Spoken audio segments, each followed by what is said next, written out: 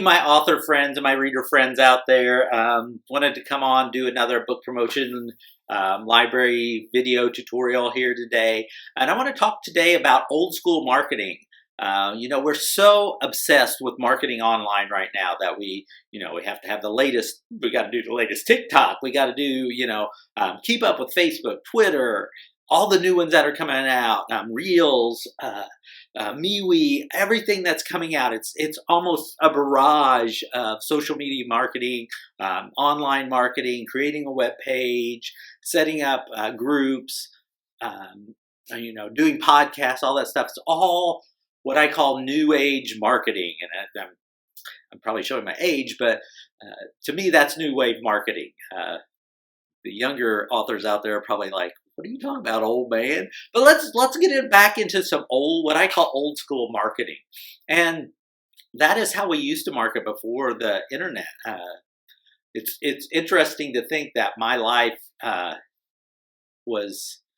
lived long enough to be alive before we had the internet. And things were very different. Now, I was a child, so don't think I'm 100 years old here or anything, but I was a child, and things were marketed differently. You had to go to a bookstore for starters and find your books. There was no online. There was newspapers and magazines and printed material that we used to market. I don't think that's all such a bad thing anymore to get into. So let's talk about some of those ways people used to market. Business cards. Business cards were a great way to market in the old days. You had a book. You could write, you have your book title, a little picture of your book on there. Now we had to go to get them printed somewhere, but with the invented computers, that's made that easier. But you can print out, you can go to the local discount store, pick you up some cards that are pre-cut. They run through your printer. Most printer programs have, to where you can pick what size of business card you have, and you can print out a business card with your book title, your book, where they can buy it, things like that, to just hand out. And where can you hand that out? Anywhere. One of the things that I do, and the library probably doesn't like it too much, is I will stick a business card with one of my books in a book that I've checked out from the library. I use it as a bookmark to start out with, so I get through the book, but I leave it in there for the next person that comes along to read that book, because I'm assuming they probably have similar interests to me, so maybe they would enjoy reading my book. Those type of things. You can also ask at the library if you can leave flyers for your book. You can do full page flyers, half page flyers, and again, you can print all this stuff at home, so you don't have to go out anymore to a printer to get these printed, or to go someplace that has a copy machine. We can do all this stuff at home with the use of our devices, and that's pretty amazing in itself, but it can still give us that old school marketing to where we get up, we take things to places. So I know I always search the flyers and things at the library, because you just never know what you might find. So that's a wonderful thing. Going back to the business cards, a lot of places have a bulletin board where you can stick stuff. I know several of the grocery stores that I go to, they have a bulletin board in the back. Now, it's usually crammed with a lot of stuff, but every time I go in there, a little tack, put my business card with my book on the front. So somebody comes by, they see it. Now, next week when I go back, it's usually behind several others on there, but who is going to see it in that meantime? And whenever I go back, I unhook it or unpin it and pin it back to the front of the bulletin board. So there's another great way to use what I call old school marketing. Another thing is to give a lecture. Look at the library and see what they have available, and just go out there and speak on the topic. Maybe it's about your book, maybe it's about something you've learned, but make sure that they know you're an author. Because I know whenever I go to a lecture or a meeting or anything, and somebody introduces themselves and they say, like what they do in the business, like, hey, I'm the author of this book, and today I'm going to be speaking on this subject, automatically makes me want to go check out their book. So that's another thing. As you go in and you speak somewhere, for you guys that are children's authors, volunteer to read your book at a school. Go to a classroom. If you got a book for kindergarten age children, go to the school and ask if it's possible that you could come in and read your book. You can also do that at the library. Now they have reading hours a lot of times. Several of the libraries I'm associated with will have guest readers come in and they'll read the book, or the librarian will read the book to a group of children. So that's another way to offer your book, to give your book to them. And speaking of that, let's talk about giving your book away. I know it sounds counterintuitive, but places like libraries and schools, if they're appropriate for schools, it's not a bad idea to give them your book. Again, most of us authors out here are not just writing one book. We're not just one and done book. We're either doing a series, we're doing several other books, things like that. So think about that. If somebody reads your book, and it might be free at the library or at the school or whatever, they might like it so much that they remember your name as the author and want to pick up the other stuff by you. So another good school tactic. Another one, I'm not a big bumper sticker person because I don't like just the old school bumper sticker on my car because then it's like there forever. But they have the new magnetic, I don't want to call them bumper stickers, but magnetic things that you can stick to your car. It's a great thing for when you're going on trips, get a magnet that advertises your book, stick it on your car. So as you're driving past people or people are passing you, they see that, hey, there's an author. They might scribble it down, the passenger in the car, hopefully not the driver, but the passenger in the car, the kids in the back, somebody might scribble that down and say, hey, I want to check that out later when I get there. Big thing with that, I'll caution you because I learned the hard way. Make sure you take it off at night because it might end up missing. So those are things. Another great thing is, okay, I love this one. This is one of my favorite ones, but be in a parade.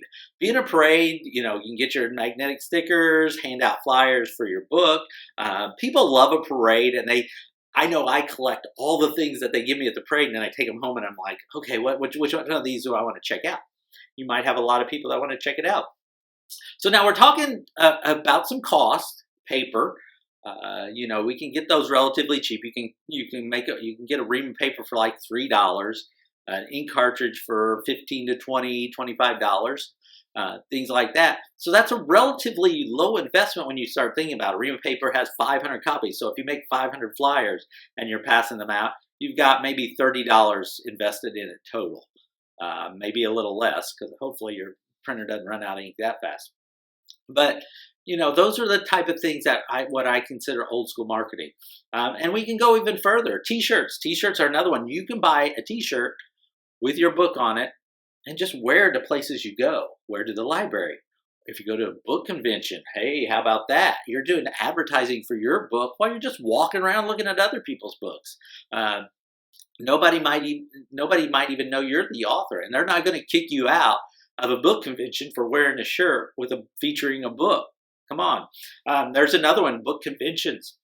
They're all over the place. I love them. They're so exciting to go to, not only to meet other authors, but just to pick things up, to get ideas as far as that goes. And, you can get a booth at one of these places and present your book to them. And depending on your genre, you can look at other conventions. Science fiction's a big one, obviously. Comic-Con and all those things. Those booths are pretty expensive, but if you really want to get your book in front of some people that might be interested and you're a science fiction writer, that's the place to do it.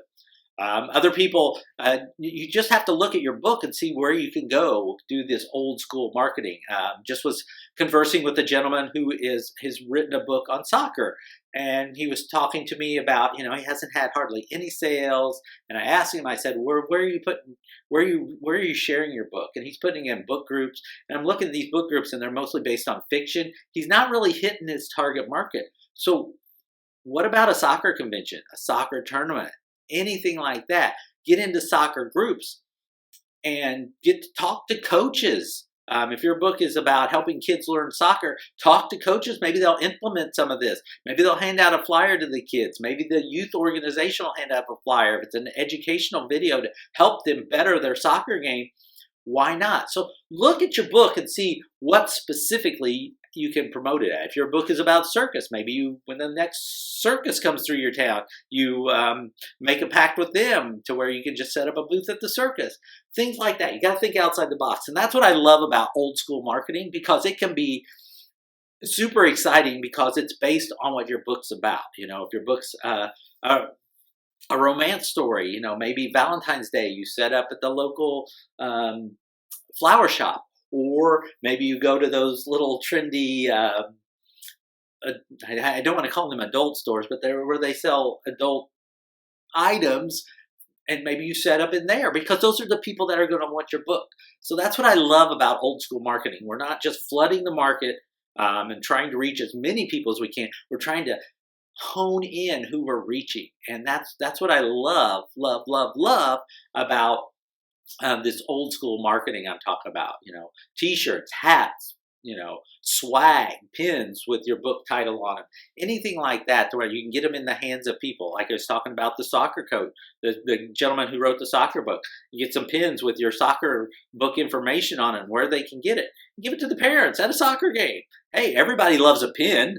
Everybody loves those. T-shirts are another one. T-shirts can get a little costly, but man, if you get people wearing T-shirts around with your book, some form that advertises your book, that is awesome.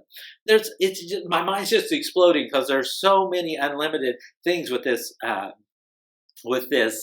old school marketing, as I call it. So I'd love to hear your thoughts on what you might consider old school marketing. You might be a young person out there, really young, and Facebook is old school marketing to you. But I would love to hear what you guys have to say. I'd love to hear it. Send the emails to me. I can't answer every email. I'll just say that because I have limits on my time and I have other things in my life going on, but I will try to answer every email. But I would love to hear your suggestions and tips.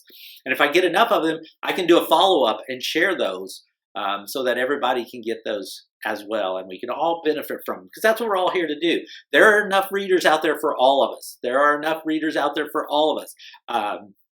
Author population is less than 1%. It's 1/4% of the population of the world. So there's plenty of authors out there for all of us. So let's get together and be a team and make this happen. So thank you for tuning into the Book Promotion Library video series here, where we're giving you help for everything. And we'll be back again with another video soon.